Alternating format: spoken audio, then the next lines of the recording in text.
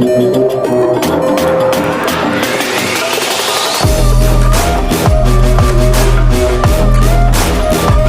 जो चीज़ आपको स्क्रीन पर नज़र आ रही है, इसको अक्सर आपने अपनी लैब्स के अंदर देखा होगा। इसका नाम है गैल्वानोमीटर। जी हाँ, आज हम इसी के बारे में पढ़ने जा रहे हैं। अस्सलाम वालेकुम स्टूडेंट्स, उम्मीद करता हूँ आप सब लोग खैरियत से होंगे। गैल्वानोमीटर ऐसी डिवाइस होती है जिसको हमने करंट को मेजर करने के लिए बनाया था, लेकिन बाद में हम सिर्फ करंट को डिटेक्ट करने के लिए यूज़ करने लगे। जी हाँ, गैल्वानोमीटर की मदद से हमने काफ़ी सारे इंस्ट्रूमेंट्स बनाए, वोल्ट मीटर बनाया, एम मीटर बनाया, एवीओ मीटर बनाया, अलग अलग मीटर्स बनाए।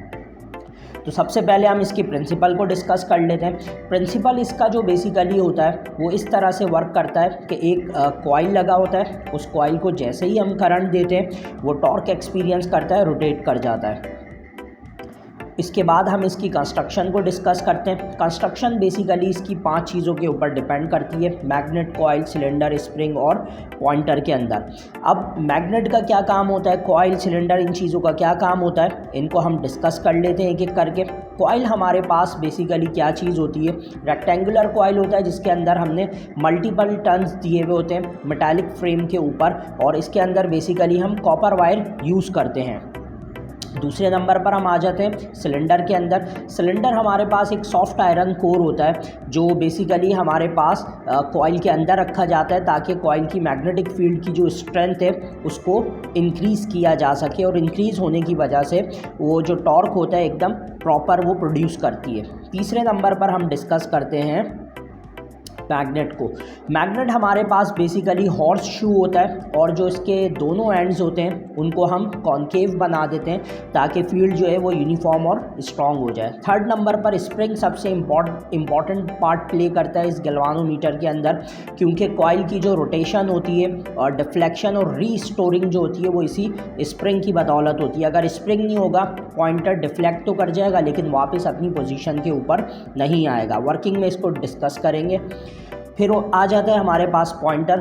पॉइंटर हमारे पास बेसिकली कॉइल के साथ अटैच होता है। जैसे ही हम कॉइल को करंट देते हैं, कॉइल की रोटेटिंग स्टार्ट होती है और पॉइंटर भी उसी के साथ रोटेट करने लग जाता है स्क्रीन के ऊपर। तो अब आप ये एक डायग्राम देखो, इस डायग्राम के अंदर देखकर आपको ये सारी चीज़ें समझ में आ जाएंगी कहाँ कहाँ पर लगा हुआ है।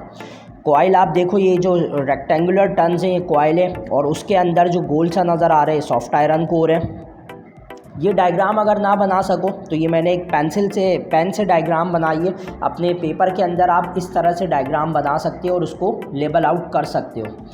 अब हम डिस्कस करते हैं जनाब वर्किंग ऑफ गैल्वानोमीटर किस तरह से होती है। जैसे ही हमारे पास करंट पास आउट होता है कॉइल से, जिसके एंड टर्न्स होते हैं, उस कॉइल के अंदर मैग्नेटिक फील्ड जनरेट हो जाता है जिसकी वजह से वो टॉर्क प्रोड्यूस करता है, और जो टॉर्क प्रोड्यूस करता है उसका फॉर्मूला हमारे पास हो जाता है NIBA, या फिर हम बीना भी कह सकते हैं।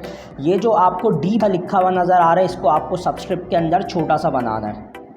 आप देख भी सकते हो इस एनिमेशन के अंदर कुछ इस तरह से। जैसे ही हमने कॉइल को करंट दिया, पॉइंटर जो है वो डिफ्लेक्ट करके नीडल जो है इसकी दूसरी साइड चले गई। अब हम आ जाते हैं इसके दूसरे पार्ट की वर्किंग के ऊपर। जैसे ही कॉइल हमारे पास रोटेट होती है, जो स्प्रिंग होता है वो ट्विस्ट होना शुरू हो जाता है। स्प्रिंग के ट्विस्ट होने की वजह से जैसे ही हम करंट को हटाते हैं, करंट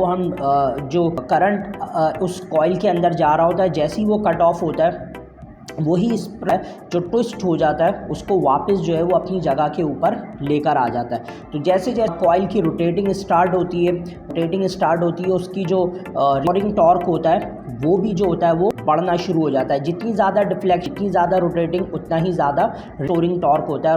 और रीस्टोरिंग को हम डिनोट करते हैं टॉ और। तो एक वक्त आता है जब इसकी इक्विलिब्रियम कंडीशन हो जाती है, हम कंडीशन पर डिफ्लेक्टिंग और रीस्टोरिंग टॉर्क बराबर हो जाते हैं। तो दोनों का डिफ्लेक्टिंग टॉर्क होता है NIBA और रीस्टोरिंग टॉर्क होता है C थीटा, या डिनोट करते हैं। तो NBA को दोनों साइड, दूसरी साइड डिवाइड कर देंगे तो CNBA कांस्टेंट बन जाएगा और इज इक्वल टू कांस्टेंट आता है। तो आप ये देख सकते हो कि कैसे कॉइल जो है वो रीस्टोर होता है। में आपने देखा डिफ्लेक्ट हो गया, फिर जैसे ही हमने उसको डिटैच करा तो वापस वो आता है। अगर हम इसको अंदर से देखना चाहें तो तो अंदर से कुछ ये इस तरह से होता है। कॉइल जो होता है हमारे पास वो रेगुलर है और उसके अंदर जो है हमने एक सॉफ्ट आयरन कोर लगाया हुआ है, और तरह से इसकी वर्किंग होती है।